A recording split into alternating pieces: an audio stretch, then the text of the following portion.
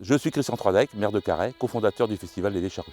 Je suis Jean-Jacques Tout, je travaille aux Vieilles Charrues et puis je m'occupe de la programmation, puis je fais partie de la petite équipe de départ. Thierry Lester, donc un des pères fondateurs des Vieilles Charrues.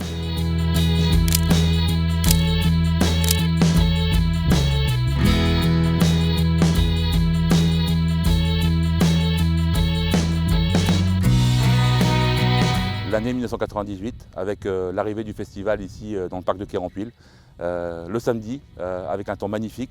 C'est tout de suite après la finale de la Coupe du Monde où la France gagne la Coupe du Monde pour la première fois contre le Brésil, avec un concert de Johnny Clegg et le Bagad Kemper, avec près de 60 000 personnes sur ce premier samedi. Évidemment, c'est ce qui amène le festival à pouvoir décoller, et en même temps avec un projet de construction d'un parc événementiel, avec l'arrivée de la plateforme événementielle, avec le centre de congrès, avec le lycée Diwan qui s'implante à Carhaix dans une maison de retraite, tout un symbole, la jeunesse qui reprend vie en Centre-Bretagne, avec le château de Quérampil, et puis évidemment aussi avec l'envie de rester vivre, décider et travailler au pays. Alors c'est le concert de Neil Young en 2013 à plusieurs titres parce qu'on en rêvait de cet artiste-là, notamment avec Jean-Philippe Quignon qui était le programmateur et le coprogrammateur avec moi. Et il se trouve que Jean-Philippe était décédé. Donc moi pendant le concert de Neil Young, je me suis retrouvé avec toute l'équipe des Charrues, un peu orphelin de notre copain. Donc ça a été un moment absolument incroyable de beauté mais aussi de tristesse.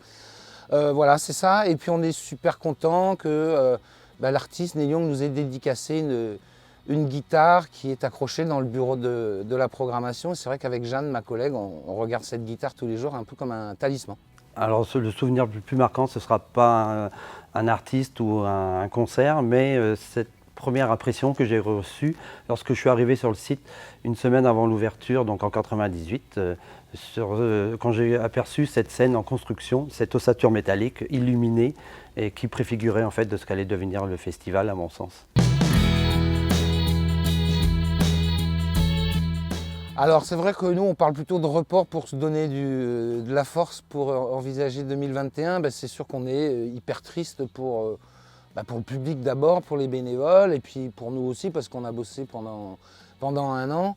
On a vraiment hâte à 2021 d'être tous ensemble dans le champ devant les concerts et on croise les doigts. C'était la décision la plus sage à prendre par rapport au Covid, et on voit que d'ailleurs toutes les grandes manifestations ont été soit reportées ou annulées pour cette année.